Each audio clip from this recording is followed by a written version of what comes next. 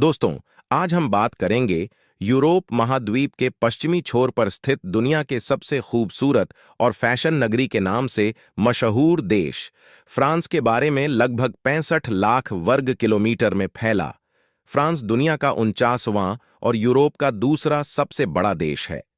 आकार के लिहाज से हमारे राजस्थान और मध्य प्रदेश के जोड़ के बराबर है। फ्रांस अपनी सीमाओं को जर्मनी, स्विट्जरलैंड, इटली और स्पेन सहित कुछ 8 देशों के साथ साझा करता है। इसके साथ ही फ्रांस की पश्चिमी सीमा अटलांटिक महासागर और दक्षिणी सीमा भूमध्य महासागर से जुड़ी हुई है। 18 राज्यों में बटे फ्रांस में कुल 122 शहर हैं। फ्रांस की राजधानी पेरिस है, जो दुनिया की सबसे खूबसूरत और विकसित राजधानी है। दोस्तों, फ्रांस की जनसंख्या लगभग 65 करोड़ है, जो पॉपुलेशन में दुनिया का 21वां और यूरोप का चौथा बड़ा देश है।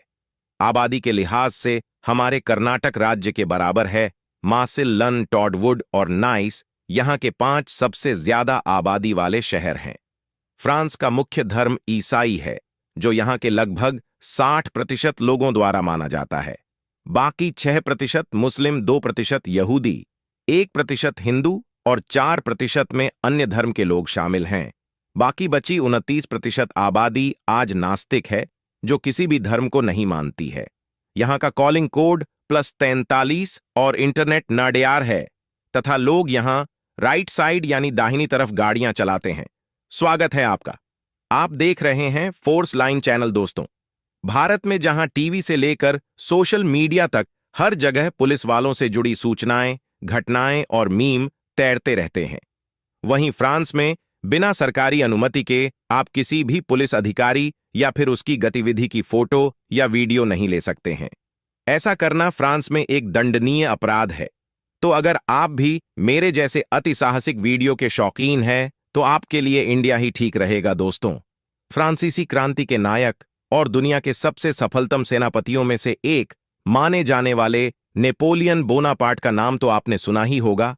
15 अगस्त 1769 को फ्रांस के अजाशियो शहर में जन्मे नेपोलियन ने एक गरीब परिवार के बच्चे से लेकर फ्रांस के सिंहासन तक का सफर तय किया।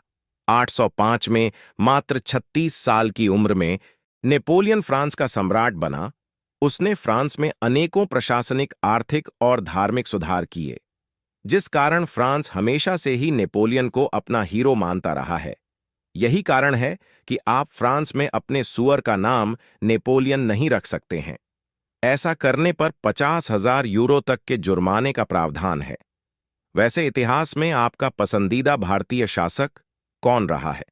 कमेंट करके जरूर बताएं। दोस्तों, वर्ल्ड हंगर इंडेक्स की एक हालिया रिपोर्ट के अनुसार, जहां एक तरफ पूरी दुनिया में रहने वाले लगभग 780 करोड़ लोगों में से लगभग 90 करोड़ लोग ऐसे हैं जिन्हें दोनों टाइम पेट भर भोजन भी नसीब नहीं होता, वहीं दूसरी तरफ रेस्टोरेंट, शादी और पार्टियों में हर साल इतना खाना बर्बाद किया जाता है जिससे कि लगभग 100 करोड़ से भी ज्यादा लोग अपना पेट भर सकते हैं।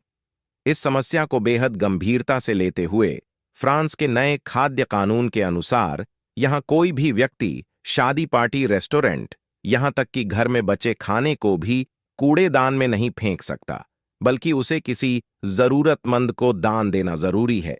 ऐसा ना करने पर यहां भारी जुर्माने का प्रावधान है। दोस्तों, क्या अपने देश में भी शादी पार्टियों में खाने की बर्बादी रोकने के लिए कुछ ऐसा ही कानून होना चाहिए? कमेंट करके जरूर बताएं। दोस्तों, आपने अभी तक ना जाने कितने लोगों का 1 अप्रैल यानी अप्रैल फूल के दिन पोपट किया होगा, लेकिन क्या आपको पता है कि अप्रैल फूल पहली बार कब और कहां शुरू हुआ? तो आपकी जानकारी के लिए बता दूं कि अप्रैल फूल की शुरुआत 1 अप्रैल 1564 से फ्रांस में तब हुई, जब फ्रांस 1554 से 1564 तक 10 साल के लिए शासित था। में रहने वाले कुछ गैर ईसाई लोगों द्वारा ईसाई मान्यताओं के विरोध में न्यू ईयर 1 जनवरी की जगह 1 अप्रैल को मनाया गया। तब फ्रांस के अधिकांश ईसाई लोगों ने इस न्यू ईयर को मूर्ख दिवस का नाम दे दिया। तब से शुरू हुई यह घटना आज भी अप्रैल फूल के रूप में मनाई जाती है। वैसे आपने अभी तक सबसे तगड़ा वाला अप्रैल फूल किसे और कैसे बनाया? कमेंट करके जरूर बताएं। दोस्तों, फ्रांस की साक्षरता दर लगभग 99.67% है, जो दुनिया के सबसे ज्यादा पढ़े लिखे देशों में शामिल है।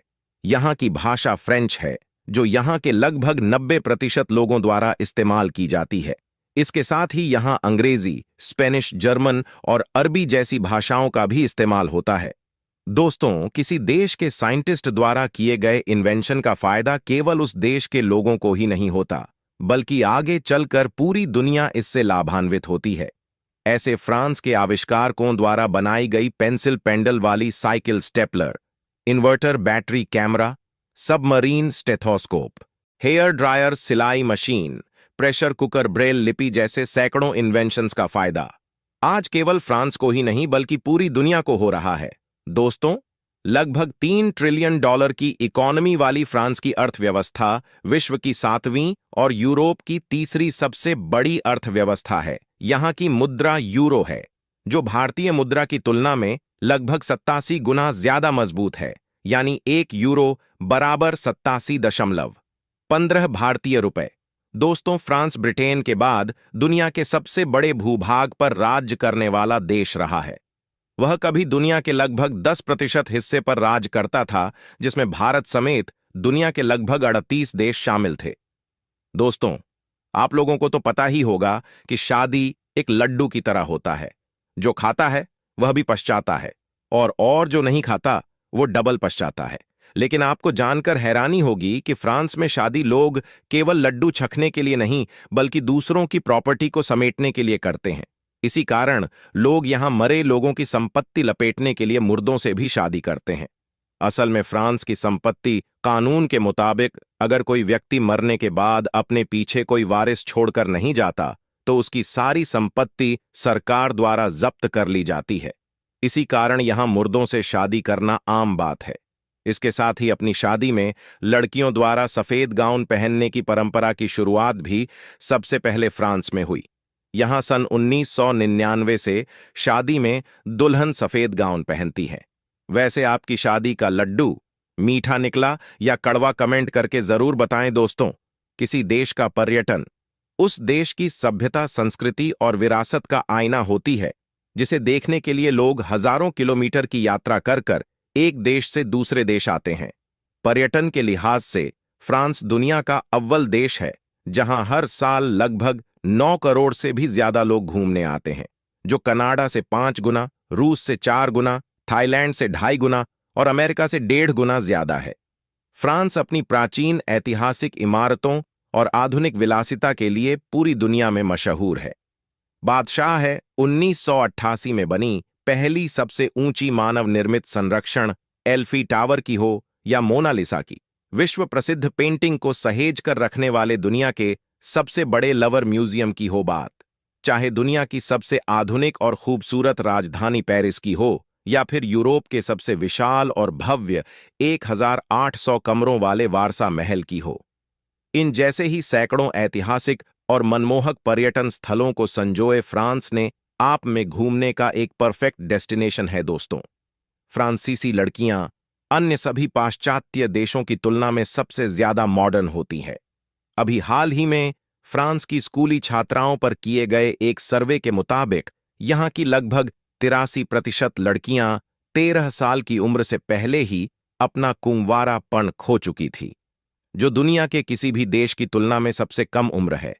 इसके साथ ही 15 साल की उम्र तक आते आते लगभग 90% लड़कियों ने कई बार शारीरिक संबंध बनाने की बात को स्वीकारा।